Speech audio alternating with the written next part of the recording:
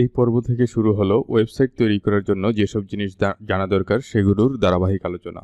তো এই পর্যায়ে আমরা দেখব কিভাবে পিএইচপি কোড এবং এইচটিএমএল কোড একসাথে লেখা যায়।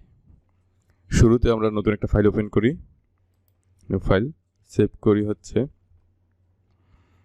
PHP and HTML, PHP_HTML.php নামে। এক্ষেত্রে ফাইলের এক্সটেনশনটা অবশ্যই পিএইচপি হতে হবে, মানে .html এক্সটেনশনের ফাইলের মধ্যে আপনি পিএইচপি কোড লিখতে পারবেন না, কিন্তু .php এক্সটেনশনের একটা ফাইলের মধ্যে পিএইচপিও লিখতে পারবেন, HTML লিখতে পারবেন। বাকি ফাইলগুলো ক্লোজ করে দেই। ওকে, একটা HTML লিখি। HTML এতটুকু লেখার পরে এন্টার চাপি। বেসিক একটা স্ট্রাকচার আমাকে দিল, জাস্ট এখানে টাইটেলে লিখলাম HTML and PHP। তারপর বডির ভেতরে ধরেন আমি একটা h1 ট্যাগ লিখছি। এই h1 ট্যাগের ভেতরে আমি একটা PHP কোড লিখব।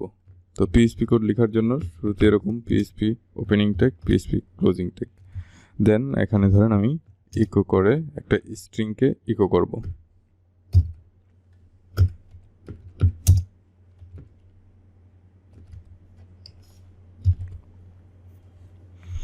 এখন আমি যদি এই কোডটা রান করি তাহলে আপনি দেখতে পাবেন একটা h1 ট্যাগের ভেতরে এই কথাটা যেভাবে থাকতো সেভাবে দেখাচ্ছে।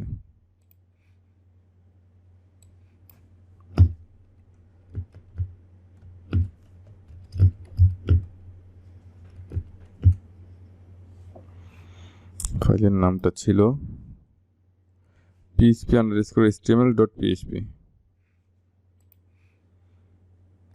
PHP_HTML। আচ্ছা, এখানে স্পেলিংটা একটু ভুল হয়েছে, HTML। পারফেক্ট।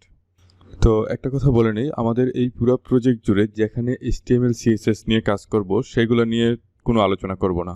আমি ধরে নিচ্ছি যারা আমার এই কোর্সটা দেখছেন তাদের HTML CSS এর বেসিক ধারণা আছে। তো এই পর্বে আমি যেটা দেখাইলাম খুব সিম্পল একটা PHP কোড HTML ট্যাগের ভিতরে রান করে দেখাইলাম। আপনি চাইলে অনেক বিশাল জটিল একটা PHP কোড এই HTML ট্যাগের ভেতরে লিখতে পারেন।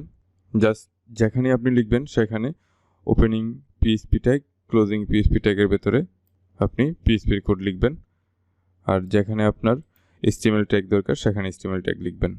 তো এর পরের পর্বে আমরা দেখব কিভাবে বিভিন্ন URL অথবা লিঙ্ক কাজ করে সেটা নিয়ে বিস্তারিত আলোচনা। আমি আমার এই ইউটিউব চ্যানেলে নিয়মিত প্রোগ্রামিংয়ের বিভিন্ন বিষয়ের উপর ফ্রি ভিডিও দিয়ে আমার কমিউনিটিতে অবদান রাখার চেষ্টা করে আসছি। আপনি যদি আমার চ্যানেলে নতুন হয়ে থাকেন তাহলে চ্যানেলটি সাবস্ক্রাইব করে আমাকে অনুপ্রাণিত করবেন, যেন আমি আমার সেরাটা দিয়ে এই চমৎকার কাজটি চালিয়ে নেওয়ার জন্য উৎসাহ পাই। সবাই ভালো থাকবেন। Happy learning.